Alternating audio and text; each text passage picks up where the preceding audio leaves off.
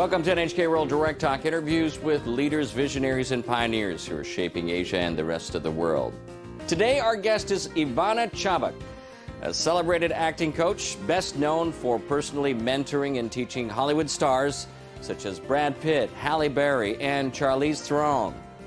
Chubbuck also holds workshops all over the world which attract many students. She empowers actors through making them confront their fears. Recently, Chubbuck held a workshop in Japan, and I had the chance to talk to her and ask her what it takes to become a great actor. If you were to meet a person for the first time in your life, at a party, for example, how would you introduce yourself as, in terms of profession? What do you tell people that you do? What I do is so about empowering people. And I feel like that the best venue for empowering people is through the arts, where you're subliminally and subconsciously getting a message of hope, empowerment, that you can, make your dreams come true. You can change your life. You can take whatever pains and issues and traumas that have existed in your life and actually change and use that very information to grow and evolve with. Ivana Chubbuck is a well-known acting coach in Hollywood.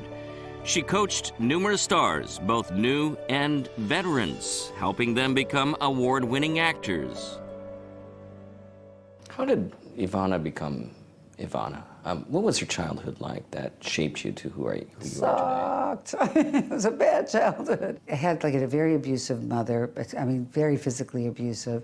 All my sisters and brothers are being beat up. We're not talking slapping or spankings. We're talking about some broken bones. But she was mentally ill. My mother was raped when she was 13. And then I had a father who was a great man, who was a brilliant man. He was a lawyer, but he took care of a civil rights lawyer. But he wasn't there to protect us. He was gone, taking care of other people from 7 in the morning till midnight. I was going down, I was doing drugs, crazy amounts of drugs, having sex with everything that moved, just doing all kinds of self-destructive things. And I said, I can't keep doing this to myself. I'm taking this information and I'm destroying. My mother's voice on my shoulder, you're stupid, you're ugly, you're awful, and all this kind of stuff that she would say to me, I was like, okay, I'm going to feed into that. Or I can use that to change with, to be able to see this as something that makes me empowered.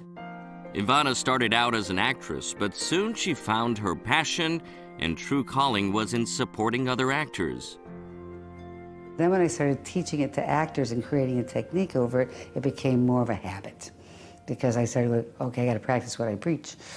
And it's really been so, it's not only been enormously helpful to my own growth, but it's also been, because it's so personal to me, this technique isn't just, it's not an intellectual process. It's a heartfelt, needed, necessary, to dire need to do this, that it expresses itself in a fast way with other people. You talked a little bit about your few steps method, 12-step method. 12-step method, yeah. How did you come up to formulate that technique? In terms of the character, why does the character need to make this journey? How and why do they need to negotiate life?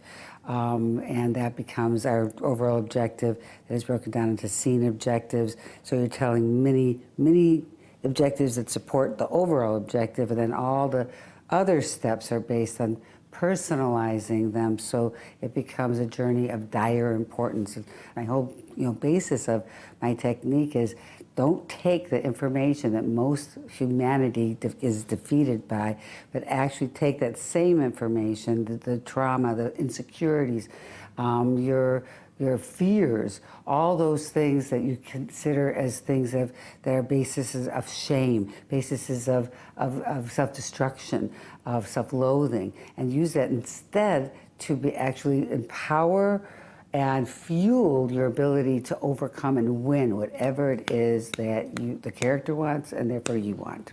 You almost sound like, if I may, a psychiatrist or a psychologist when you're I had one coaching. famous actor once tell me, he said, you're therapy without the cure. But if you use this, this way of working, this program of working, what happens is this becomes very cathartic. I'll explain that from Creed, because I'm working with Sylvester Stallone on Creed 2. So his child had died 3 years before. And I said, look, here's the thing, no parent could ever deal with and find some kind of resolution with losing a child.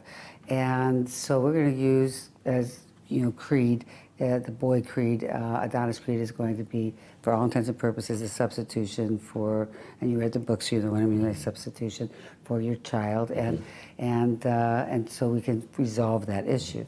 And at first he said, I don't know, I don't want to go there. And I said, let's just try it. And because he's a fearless guy, because all fearlessness comes from fear, by the way. You can't be fearless without fear.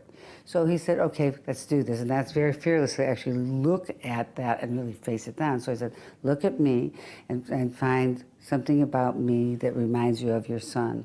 Now I want you to tell me, with the words that are on the page, the things you never got to say to him before he died. It was pretty wow. People that are really extraordinary people are people who have a great deal of fear. And they've overcome it. And they attempt to overcome it. Which is, you never succeed. You'll always have fear. Fear will always keep coming in, but how you deal with it makes you that dynamic, extraordinary person that is fearless in moments in time. And therefore, the audience says, well, I have the same stuff that character has, and that person's actually doing something with it. Maybe so can I, and it gives them hope. And again, it's subliminal. It's the best pulpit of all, because everybody watches TV, everybody goes to the movies. So the thing is that, I mean, the poorest people do that. Every culture does that. So I have a pulpit of I say it's like empower people through the arts. Ivana holds acting workshops all over the world. So far, she's traveled to 16 countries, including Asian nations such as the Philippines and Japan.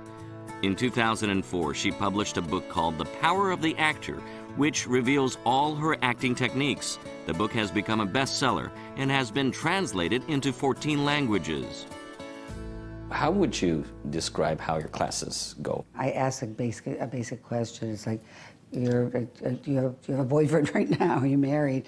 Your parents still together, they're alive? Basic questions, but I watch them how they move, when they answer questions, and yeah, they're still alive, they're still together, whatever, but their bodies start to shift around and they get uncomfortable. I go, ooh, that's why we're gonna keep going in that direction. They will in their conscious mind say, this is how I feel about something, and then I will watch their behavior, and their behavior tells me something different. And then I'll start leaning in that, tell them to use that, and then I see all these like kind of miraculous changes happen in terms of their work, but also a glow, because there's something about allowing a voice to the things that normally you've been repressing that actually creates release. So everybody knows my secrets, they tell me theirs. It becomes this like kind of unit where we all like use the places that normally we're afraid to let other people know because we're afraid to be judged. What would you tell a person that wants to get into acting? What would be your first advice? Do it. Don't be afraid. Go for it. Study and study and study. It doesn't just happen because you're good looking. I mean, Hollywood is filled with good-looking people who haven't made it and will never make it because they never study. They just are entitled by their beauty. And then also, don't be afraid to take risks in terms of the choices, digging deep. Don't be afraid to push the envelope in regards to how you find your way within the industry. Ivana continues to tour more countries around the world, giving acting workshops. In recent interviews, she's been asked about issues outside the realm of acting. Recently, we often hear about the Me Too and Oprah's Time's Up movement. When you first heard this come out, what went through your mind? Women have been second-class citizens. Women have been used and abused. In almost every religion, they have to be in the back and standing, or they're not. You're not allowed to touch them when they're having their period. So we've been dealing with this way before Hollywood, came up with this idea that time's up. It's been going on since history. The thing is, it's the same stuff over and over and over again. Same fears, same insecurities, same molestations. I think it's important that the only time that people listen to stuff is sometimes it has to come out of Hollywood. And I say, thank you that that's the case, because it gave it voice. It needed a voice, and that was the voice that came out from that people around the world listened to. And time's up. We have a long ways to go. This is the beginning of the conversation. People make so many choices from fear that they feel that being fearless is unattainable. But you can't be fearless without fear. So it is an essential component to having the very thing that every single human being on this planet wants, is to be fearless. To make choices from fear. To not operate on a day-to-day because I'm afraid this or that or this will happen. But to know that it is actually the most important component to being fearless is to know and understand your fear. I think it could change people's lives. Ivana, I had a great time. Thank you very much for your time today. Oh, absolutely.